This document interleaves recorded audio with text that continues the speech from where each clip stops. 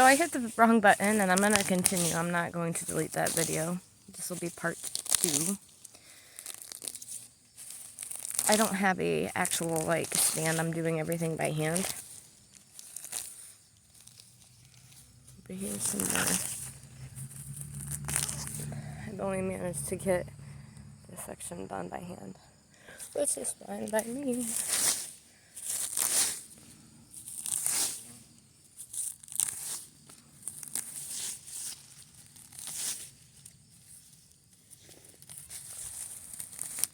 These thistles are hard on mowers.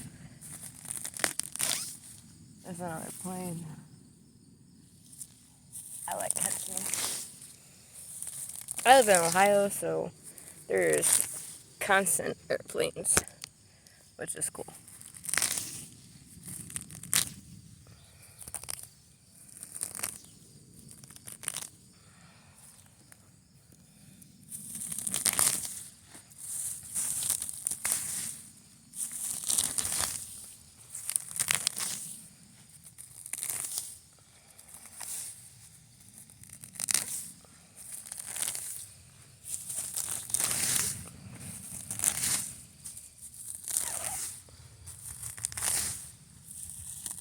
I don't want to get any of these bugs. I want them okay.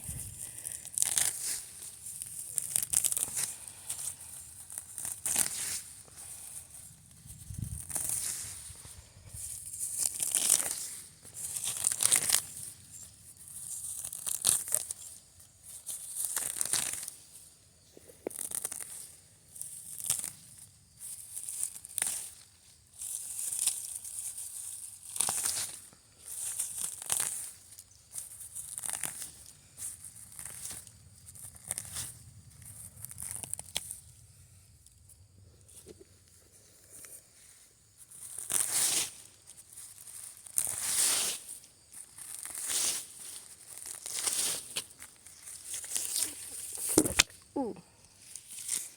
Good thing it's still recording. Stick.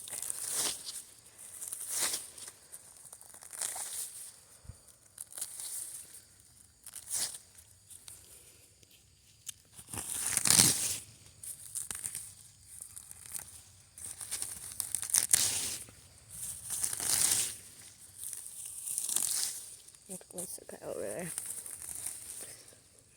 Let's see. One of these days I'm going to try to find the 4-leaf clover. I've only found it once in my life. Some people can spot them pretty quickly. I cannot.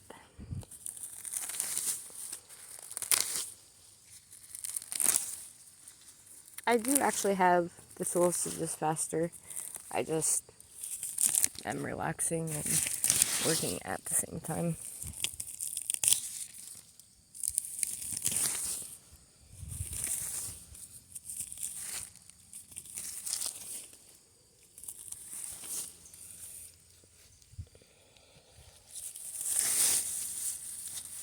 Stick. Oh, this goes. Oh, that goes. This is what I mean by being goofy-footed. This is my left hand. So I guess it would be easier for me to do right-handed, because this is not my dominant hand, technically.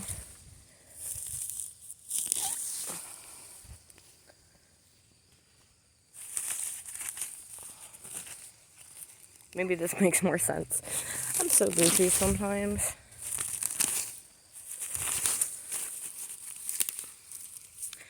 I suppose I'm ambidextrous. I guess that's how that works.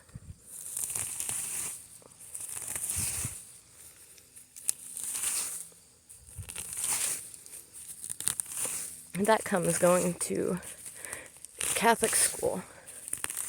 They didn't want me using my left hand, which I was born left-handed. But I'm very lucky, extremely lucky, to have gone to Catholic school. I might not be Catholic, but the area I grew up in, very dangerous. And I was born to an unwed mother. So the privilege of going to a Catholic school as an unwed mother is extremely something I'm very grateful for to my mother, may she rest in peace, that I was able to attend Catholic school. Because in Albany, the gang rate, the violence up there, especially where I grew up, they call it the Yard. Its area code is 518, and anybody from the Yard knows it's hard to live there. It's rough. So to be able to go to a Catholic school while living there is extremely privileged, and I'm grateful for that. And then in the 6th grade, I moved out into the countryside with my grandmother to Greenville, New York. And I very miss my nanny. Her birthday and mine are actually the same, which is why I advocate for St. Jude's, because she was an active donor to St. Jude's. She had 3 of her sons in the hospital while her husband, was dying. St. Jude's does not only treat patients with cancer, but they treat any patient really, and any family that is at St. Jude's, the family never receives a bill, regardless of why they're there. It's a cause I strongly believe in.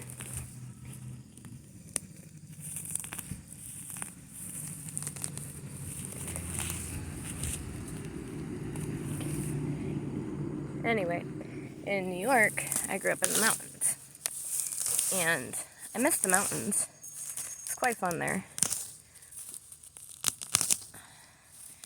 And I spent a lot of time outside in the woods. She had miles and miles of woods in her backyard, and I actually got to see actual Iroquois huts that had clay pots and pans and spearheads that originated from ancient times.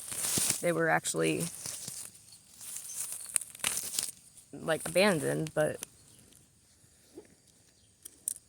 from the time of the natives, and they were in good condition, and I wish I had them. But in 1992, I believe, when I moved to Ohio, I actually left in the middle of the night. And the only things I could take with me were the stuff I could pack in the back of a 1992 Ford Mustang convertible. So I had to leave a lot of stuff behind. And some of the things that I wish I would have grabbed, I had a Stan Lee signed Spider-Man comic. Spider-Man is one of my favorite superheroes. And that was because my mom worked at Colson's. Colson's is a convenience store. I believe it's on Colony Ave. She used to work there. And it's one of the closest convenience stores to what used to be called the Knickerbocker Arena, which, go Albany River Rats. They were my favorite hockey team. I think it's called the Pepsi Arena now. I'm not quite sure. It's been a long time since I've been in New York. But a lot of famous people stopped there, and I got to meet a lot of them. And I met Stan Lee, and that store actually sold comic books. So I got to get a signed Stan Lee comic book, and it was left in New York. I also had given to me by my father, because he owns property on the Hudson River located in Waterford, New York. And they get, up on their shorelines, they get washed up from the Atlantic Ocean. And I had coins from Japan and Mexico and places I believe one was an Aztec coin. It had a square knot in it that you had to that they used before purses were invented or pockets or anything were invented. And it was a coin, it was a metal coin, and it had a square in it so that you'd place it around your neck to carry with you. Because at the time, that was how you did that. And it was stuff I wish I could have brought, but there's only so much you can fit in the back of a 93 Mustang convertible, especially if you're if the front and passenger seat are occupied.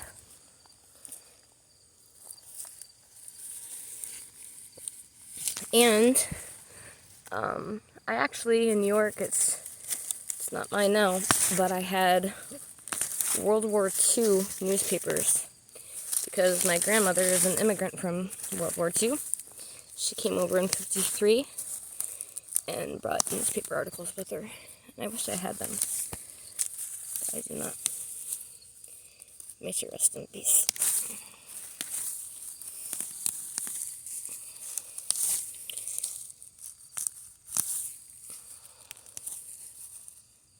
I love history.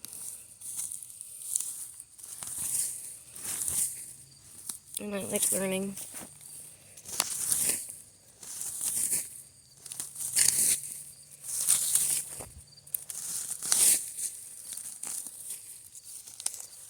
I wish I would have went and graduated from college, but it's part of the problem. Being disabled, you don't really have a choice in it. Sometimes I feel bad for myself, but there's a saying, and I hope you remember it. When I become weak, illness becomes wellness. And if you're listening to this and struggling, just hang in there. Subscribe to my channel. Tag me in something. I will try to respond and help you out. I wasn't exactly given a fair chance in my life. And there's a lot of us out there who are the same. And I like helping people.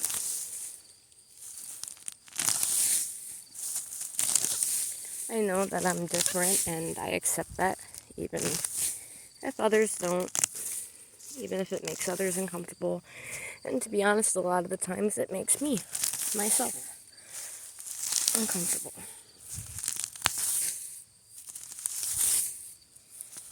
But I can't be anybody other than who I am. So, as an activist, I encourage you to not be anybody other than you are. I'm sure that if there's somebody that wanted to make a sarcastic or what have you comment about how I'm cleaning my yard, how it's easier and I'm this or I'm that for doing it this way, I'm sure there's people out there that have something to say about it. But at the end of the day, this is my life, and I want you to consider it when it applies to you. This is my life, and how I choose to spend the time I'm given on this earth is nobody's business other than my own. Now, obviously, content of character matters. If I choose to spend my time committing crimes or